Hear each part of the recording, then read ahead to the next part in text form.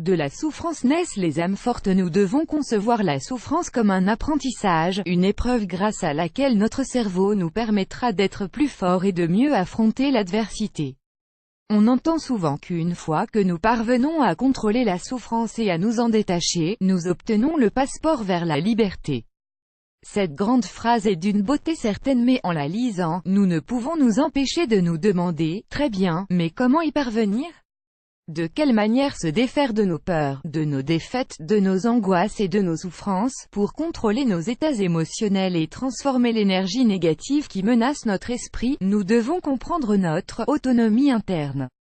La souffrance et la tristesse apparaissent dans notre cerveau par le prisme de mécanismes subtils et puissants qui ont un but très concret, que nous allons vous expliquer dans la suite de cet article.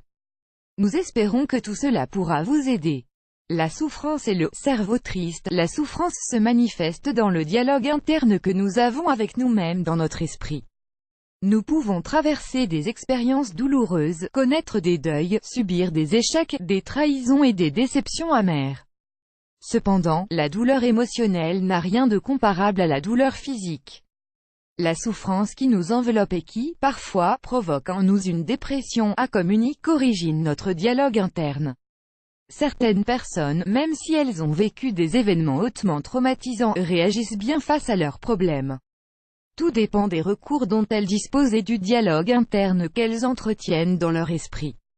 À partir du moment où nous parvenons à mettre notre négativité de côté, nous pouvons atteindre une grande paix intérieure. Ces concepts sont relativement faciles à comprendre. Cependant, même si nous voyons ce qui se cache derrière ces mots, il est très compliqué d'actionner l'interrupteur de nos pensées et de mettre fin à toutes ces idées noires et négatives. Car la douleur émotionnelle est ancrée à l'âme, elle nous rattrape toujours et elle nous asphyxie. Il ne suffit pas de le vouloir pour nous en défaire totalement. Le cerveau triste et son fonctionnement particulier. L'être humain dispose de millions de cellules nerveuses dans le cerveau qui forment un merveilleux et fascinant réseau interconnecté, que nous appelons la conscience. Comme l'ont révélé récemment des neuroscientifiques, s'il y a bien une émotion qui a une grande emprise sur notre cerveau, c'est la peur.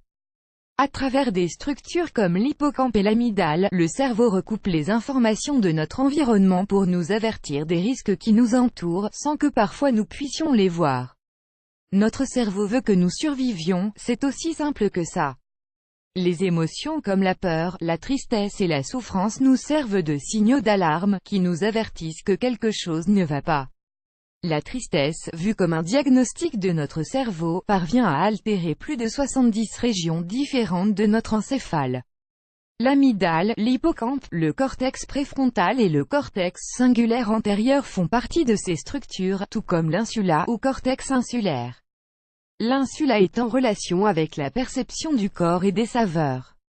Lorsque nous sommes plongés dans un moment de tristesse et que nous souffrons, tout paraît perdre son sens. Plus rien n'a de saveur. Cette expression n'est donc pas purement métaphorique. Malgré ce que nous disent ceux qui prêchent l'extinction de la souffrance comme condition de la liberté, notre cerveau a du mal à réagir face à cette situation. Nous en sommes parfois incapables.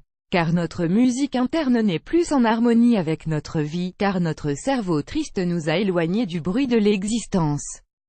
Surmonter la souffrance pour être plus fort. Il est important de garder à l'esprit cette belle phrase de Leonard Cohen, « Il y a une fissure en toute chose. C'est ainsi que rentre la lumière. Ce qui est brisé ou fragmenté en nous ne doit pas nous empêcher d'avancer. Les blessures se soignent, mais rien ne peut nous permettre de redevenir la personne que nous étions auparavant.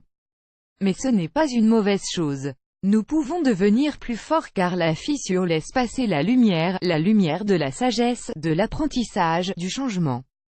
Pour surmonter la souffrance, nous devons nous accorder du temps. Vous savez déjà que notre cerveau fonctionne à son propre rythme. Nous devons être patients et nous appuyer sur les personnes qui nous soutiennent. Nous devons comprendre que notre cerveau désire que nous soyons tranquilles, afin de concentrer toute son énergie pour trouver une solution aux problèmes qui nous affectent, qui nous font du mal.